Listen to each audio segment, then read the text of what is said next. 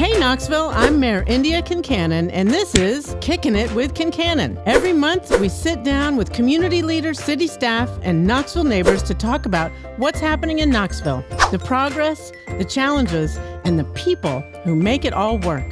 So let's get to it. Hello, everybody. It's Indya Kincannon. I'm the mayor of Knoxville, and I want to welcome you back to our podcast, Kickin It with Kincannon. Often we have people who work for the city on this podcast to help explain what's going on with the city.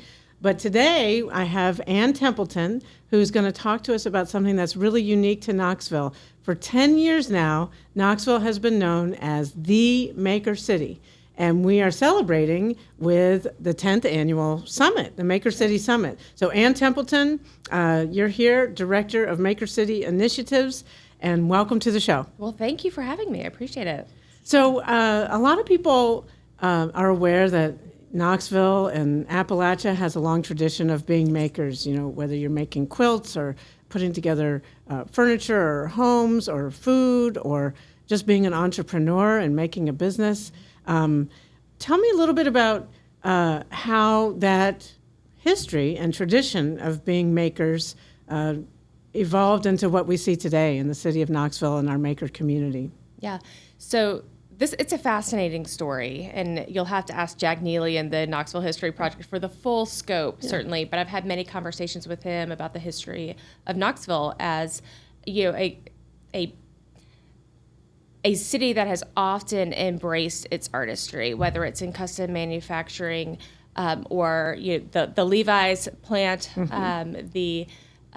We've had many maker fairs here, even back into the 1800s. We had maker fairs. And I think also it might be a part of, you know, Appalachia has never been a rich part of the country. So necessity is the mother of invention. If you, either there are no stores around or you can't afford to shop at the stores, so you learn how to make your own way, be self-sufficient, and then share those arts with the community. And I think, in my mind, Knoxville's always been the heart of Appalachia, where people go to, commune and get together, whether they're making music, making art, making crafts, and also markets. You can't sell to yourself.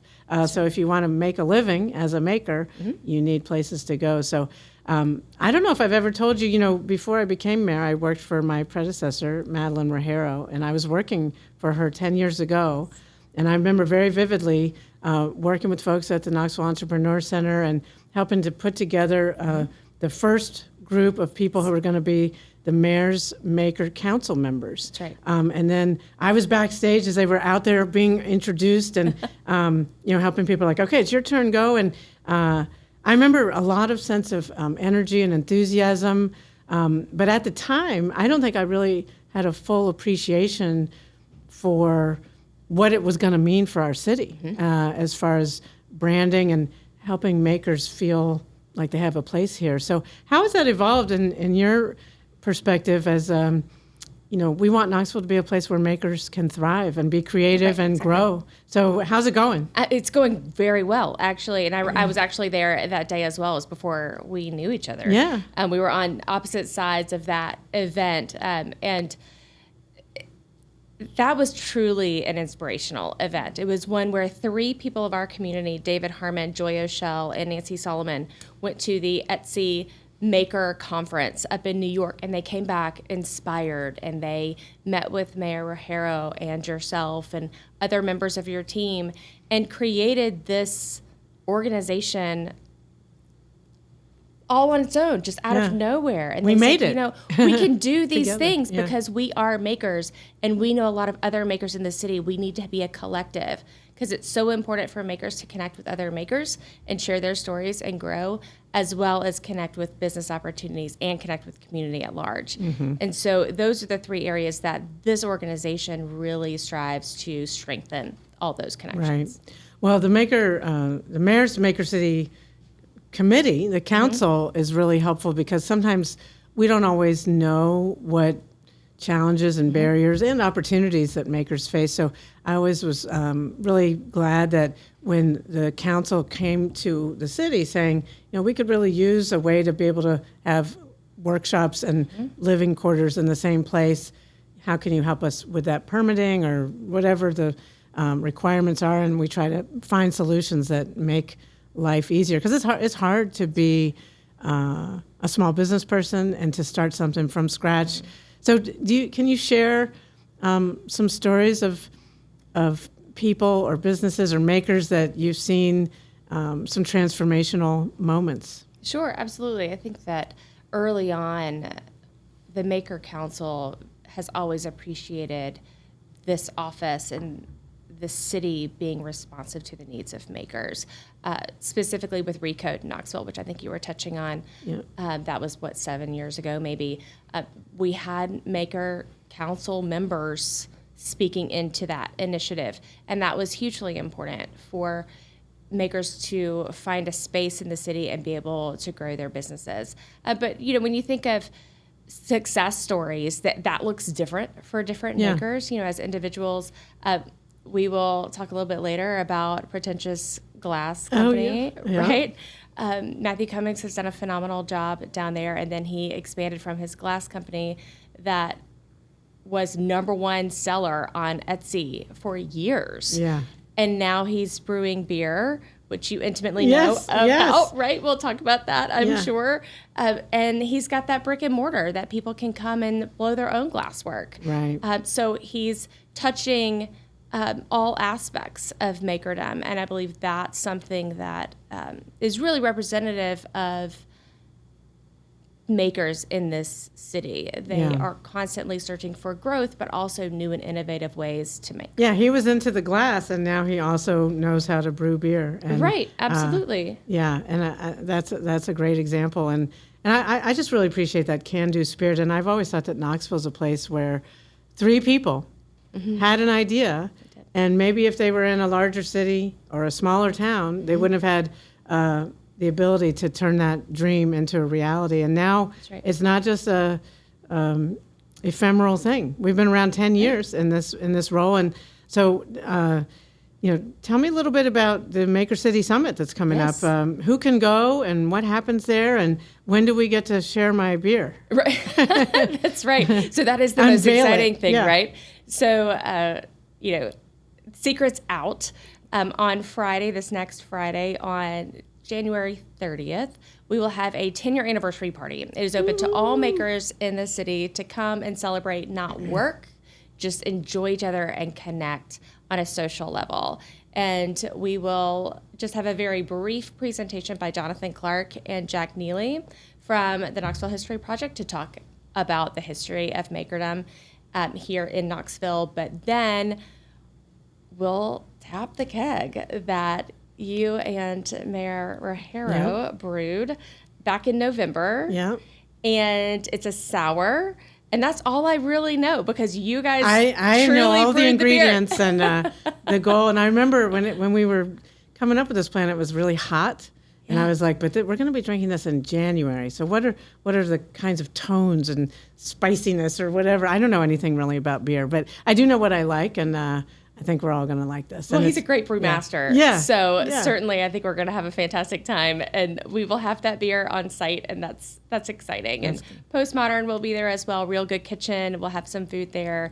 And Mighty Mud is creating some takeaways as well. So it's a collaborative community effort on Friday night, and then that will close down at 9, because the very next day we will kick off the Maker City Summit at 9:00. Right, and I've heard from some makers who've been to many of the summits, how that networking, and you said something to me before we started the podcast about tactical takeaways. Yes. Tell me what's the tactical takeaway? What's an example? So we have 4 speakers that will be there, and we'll also have breakout sessions as well. We also provide expert sessions. Those are one-on-one sessions for people to meet with experts of their choice. So our goal for this weekend is for makers to come, connect with other makers, but also walk away with a tactical to-do list of how to grow their business. Okay. So this is something that touches all aspects of a maker's life. And I know there's instances where someone was a maker in their spare time, and now thanks to the support they got from being our Maker City support network, has made it their full-time job. Sure. Has that happened more than once? Yeah. Well, I think the most obvious, Real Good Kitchen. Oh, okay. So Bailey Foster came up with the idea at a summit. Wow. And now she An has incubator, created a food incubator. Yeah. It's over on Magnolia, and it is growing. It will also be at Western Heights. And they also do catering, and she's helping launch food businesses in the city. You mentioned Western Heights, which reminds me that you wear more than one hat. And Western Heights is the neighborhood right around Beaumont Magnet Academy. Yes. And, we have been sort of following in each other's footsteps a little bit. Like what do you do when you're not the director of the Maker City initiatives? Well, I think that changes through time, right? So I've been with the Maker City on and off for 10 years. Okay. And that has been wonderful and very consistent. But then I was also the PTA president at Beaumont, which you were as well. Yeah. And which is fascinating to me because I was looking at paperwork that you had created to guide me as that president, which is wild. Yeah. And then now I am on the school board and represent District 2. Woohoo, District 2. That's right. Remember my favorite district. Well, thank you for doing your work for the Maker initiatives and also for your work on the school board. I think it'd be really interesting for us to share a little bit about how the Maker initiative and the schools and transforming Western intersects. You just alluded to it. We're going to have some Maker City initiatives in the heart of Western Heights as we continue to build that out and transform that community. Yeah, I hope so. I think that we will be in... Let's make it happen. Let's do this. Yeah. Let's do the thing. Let's have some maker spaces. I have a lot of dreams, and if anybody wants to come and fund those dreams, I'm all ears. But certainly at Western Heights, that is a community who loves their arts, and they have a deep appreciation for makerdom, and that came out in a lot of the surveys, both done by KCDC, the city, as well as KCS. So, I am confident that there will be some sort of creative energy in that area. Real Good Kitchen will have a space there, which is exciting. I believe that we're going to move the Knoxville Fine Arts and Crafts Center, the city maker sort of space, to that destination. So it's just, and I know that the school board is building a new K-8 school at the top of the hill. I just think that's a magical project that helps. It's wonderful. It's in some ways a reflection of our Maker City philosophy. Like this, it would have been if you'd seen, Western Heights 20 years ago. It would be hard to imagine and dream that it could be what it is becoming today. But whether it's 3 people's dream or 3 that spreads to 30 to 300 to 3,000, and then leaders like you who help make it happen, it takes an entrepreneurial spirit. It takes people rolling up their sleeves and turning those dreams into reality. And to me, the entrepreneurs and makers of the Maker City, some of the best parts of Knoxville, and I'm really proud that we've been doing this for 10 years now. I know. Yeah. It's really neat to walk into buildings and see architects and contractors really embrace our custom manufacturers. That's incredible that they have that much faith in our creative community here. And then, of course, with interior designers, et cetera, using the Maker City directory to find what they need to put into homes, or obviously with gift guides and things like that as well. So our community truly does embrace the makers that live here, that work here. Yeah, and I think that we have a growing ecosystem where there's that people who've been doing it for a while can help people who are newer to this field, but it's also just such a, to me, you might think that people would be competitive and trying to, be like, no, this is my field. I don't want any competition. But it's not like that. No. It's how would you describe the ecosystem of people sort of helping each other out, even if they're trying to market the same kind of thing? Sure, it's a sandbox where everybody plays well. Yeah. And amen to that, huh? For that, I am thankful. Yeah. That's a very low drama situation, and one where I think specifically, I think about with custom manufacturing being top of mind, the ironworks. People work together a lot. They share. Client, hey, somebody came to me with this idea. You're going to be better at it. I think you should take this job. Wow. That happens often, and we have some of the best metal workers that are doing work around the country that live and work here. Same thing with the woodworkers as well. I think that Blackberry Farm comes to Knoxville to get their artists to put on walls as well as build out custom furnishings for their That's homes. amazing. And I think people do have even greater appreciation with, how you can, buy things on the internet. And but when you get what you pay for, you do. Sometimes in terms of just the quality and sustainability of the product, the craftsmanship.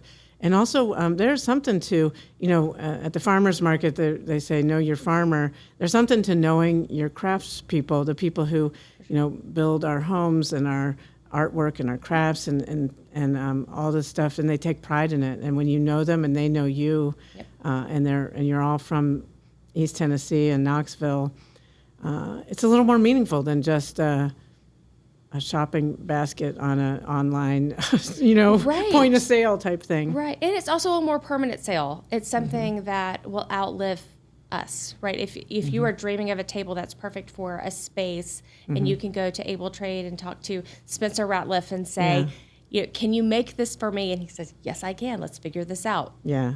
That's special. That really is. So, so the Maker City Summit is coming up this weekend. I'm looking forward to being there, and I just wanted to have a little more getting to know you too. So you came here for the University of Tennessee? I did. Yeah.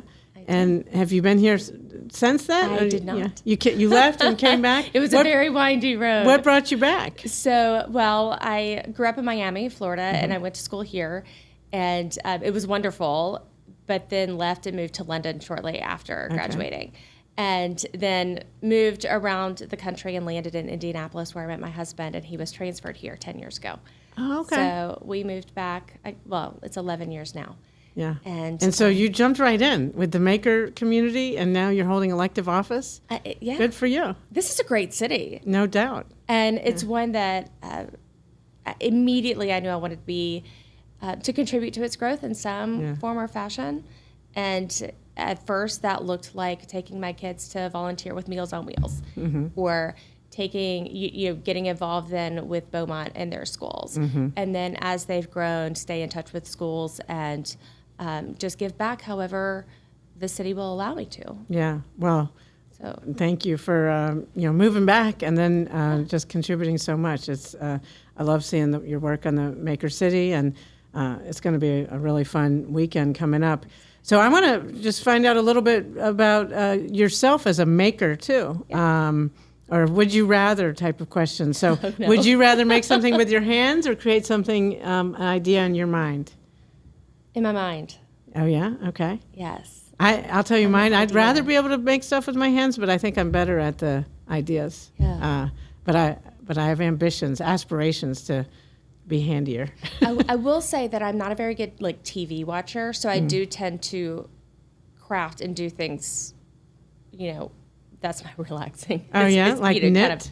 No, I'm not even a knitter, but I'm a big reader. Oh, yeah. And I would prefer just to, to relax to me is to sit and read a book. But if I'm sitting and watching TV, then I'm often, darning something or fixing something or, Yeah, always keeping busy. Always keeping busy. Yeah. So, some people say that a sign of creativity is a messy desk. Others say organized desks make for actual output, better productivity. Which are you? Right. Is your desk organized or messy? I will say that my most productive times are when I'm cleaning up my desk. Oh, yeah. So it will get messy, and then it's a spurt of organization, and then it will get messy again. I love it. It's that cycle. Yeah. It's calming to organize things. It's a little yes. bit. Yes.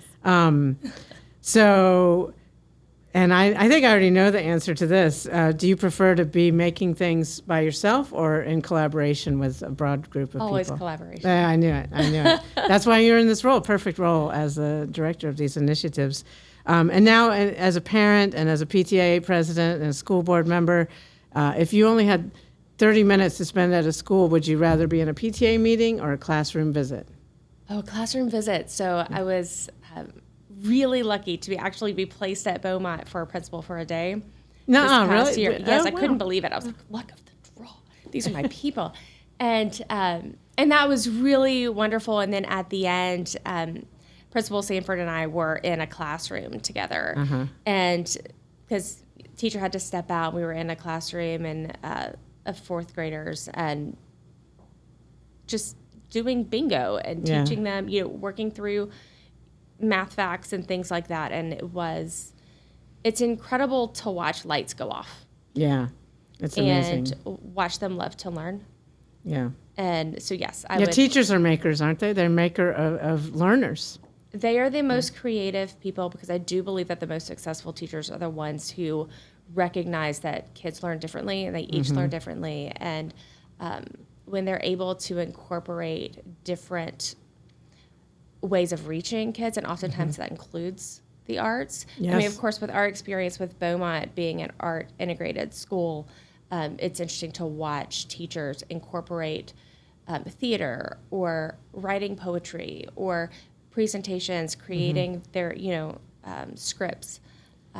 It helps meet more kids where they are. It is. It's great. It is a really positive thing to see. I've been a teacher, and now both my daughters are teachers, and I have a lot of respect for the work they do to create makers and to just help people enjoy learning and feeling good about their ability to thrive in this world. Right. So you were principal for a day. Important. I've done that a couple times. I love it. What if you were mayor for the day? Oh. What would you do if you were my. mayor for the day and you could enjoy that, or what? Enjoy that. I'll sit over here and watch the view. Yeah, we do have a nice view from up here. I think, goodness, walkability would be my focus. Okay. Would be walkability, safe walkability throughout our communities.